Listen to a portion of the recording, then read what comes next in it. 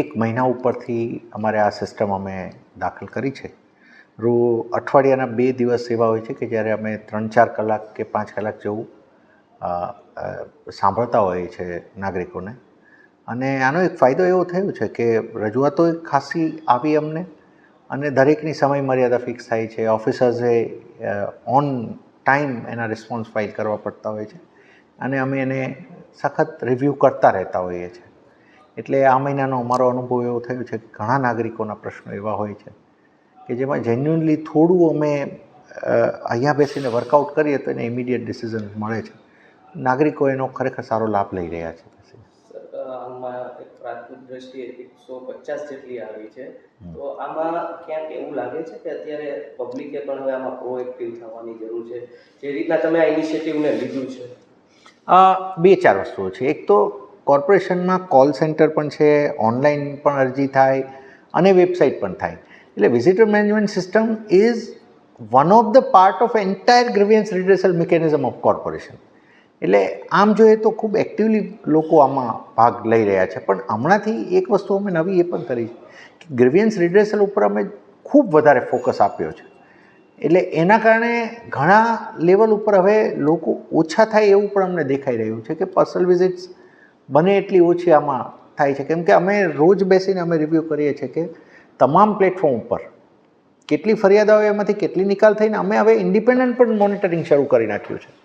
કોઈ ફરિયાદનો નિકાલ થયેલો અહીંયા દેખાડે છે અમારા ડેશબોર્ડ ઉપર, તો અમે ફોન પણ કરીએ છીએ નાગરિકોને અને અમે ફીડબેક લઈએ છીએ અહીંયા બેસીને. જોવો તો 1.5 મહિનાથી શરૂઆત થઈ છે આપણા ઇનિશિયેટિવની અંદર, અને આમ સરેરાશ 15 આપણે ગણીએ તો 10 દિવસની અંદરની અરજીઓ હોઈ શકે. તો જે પ્રકારે પબ્લિક એમ કહેતી હતી કે અમને કોર્પોરેશન મનપા તરફથી આ વસ્તુ નથી રહી, આ ફરિયાદ છે અમને, તો એ જે ફરિયાદોનો કકળાટ હતો એ ક્યાંક પ્રજા અહીંયા સુધી થોડીક ઓછા અંતરે પહોંચી રહી છે એવું લાગી રહ્યું છે આપણને?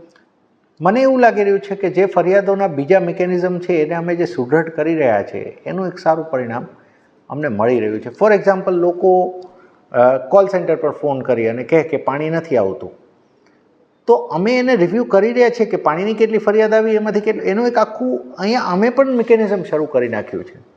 એટલે બાય એન્ડ લાર્જ પર્સનલ જે મુલાકાત છે કમિશનરની, એ તો એક છેલ્લું સ્ટેજ હોય કે કોઈ નાગરિક ફોન કરે, પહેલાં વોર્ડમાં જઈને ફરિયાદ કરે, ફોન કરે, કમ્પ્લેન રેઝ કરે, પણ નથી થતી ત્યારે માણસ કમિશનર સુધી આવવાના છે.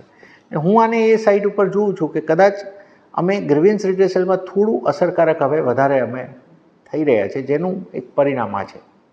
શું લાગી રહ્યું છે સર, રાજકોટને જે રીતે અત્યારે આ એક નવતર પ્રયોગ તમારા દ્વારા મળી રહ્યો છે, ક્યાંક ને ક્યાંક હવે રાજકોટને આ કેટલો ઉપયોગી રહેશે અને કઈ દિશા તરફ અત્યારે આપ જોઈ રહ્યા છો?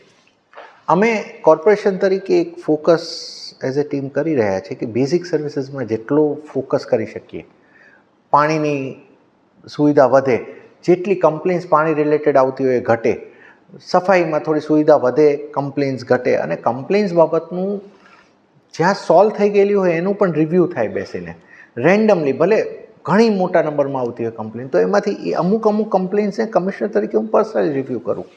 એટલે મને એવું લાગે છે કે નાગરિકો માટે અમે સારામાં સારી સુવિધા આપવા માટે જે અમારું કમિટમેન્ટ છે એમાં અમે ક્યાંક ને ક્યાંક સારી રીતે અમે પાર પાડવા માટેનો અમારો પ્રયત્ન છે, રહેશે, અને કદાચ એમાં સફળ પણ સારા જઈશું અમે.